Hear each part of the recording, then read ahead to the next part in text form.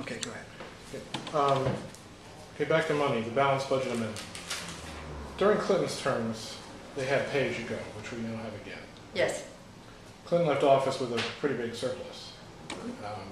Bush then, because of the wars and other reasons, I don't think they really paid attention to pay-as-you-go, and we ended up with a large deficit at the end of that term, and now it's sort of continuing.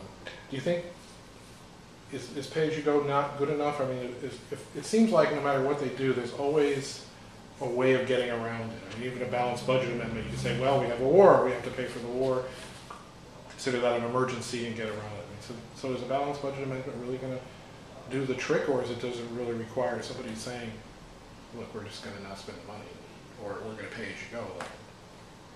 Well, I think that there, if obviously we have a major catastrophe, or a major war, clearly that doesn't come under, the balanced budget. You have to have some room there to have a look at that. However, I do believe that all the operating costs ought to go into the budget. I think all entitlement, everything should go into the operating budget, and then we should not spend more than we take in.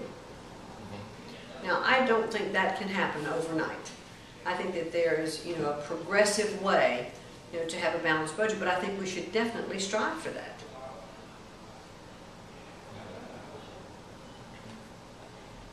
So I'm going to put you in your seat in the Senate again, as if you were there, and say, what is your view on it? Because I haven't really seen a lot of it, because I haven't, I'm sure it's out there, but what would you do about Afghanistan and Iraq?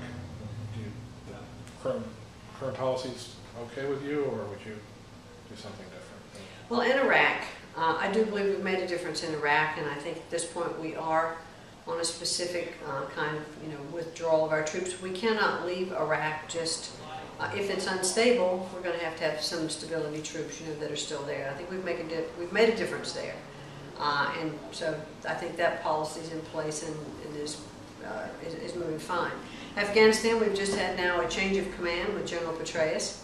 I want to make sure that his strategy and the command and his generals that are on the ground, that they have a good strategy in place. I think that we've made this commitment. President Obama has committed these extra troops. So now let's arm these men and women who are there with the best of everything that we have, protect them, give them everything they need to be victorious in Afghanistan. I would rather fight terrorism outside of the United States than to fight it here in our country, because we're starting to see more and more of that here in our country anyway. And then when we bring back these men and women who have fought in Afghanistan or Iraq or wherever as our veterans, that we take care of them when we get them home.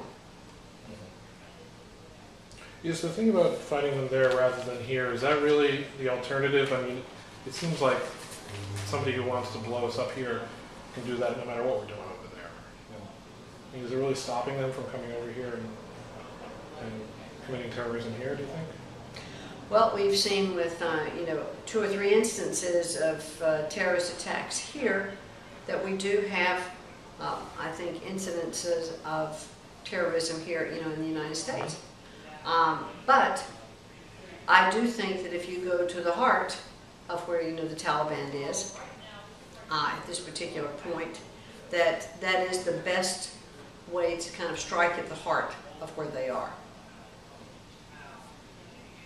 But there again, I would listen to our generals, on the ground, and I want to move with a very tight strategic plan, giving those men and women everything they need to be successful.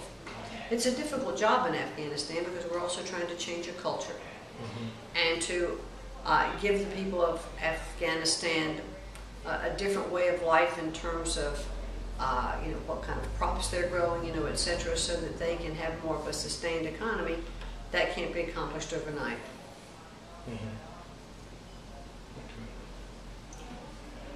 I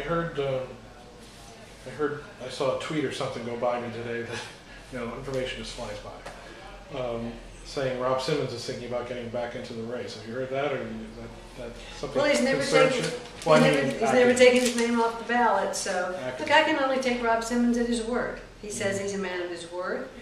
Throughout the campaign, on numerous occasions, He and Peter Schiff and I were all asked if we were not successful at the convention, would we primary? I said all along I would. Peter was not exactly committal, but he didn't say he would not. Rob absolutely said that he would abide by the wishes, of the convention, and that he would not primary. So that's all I know.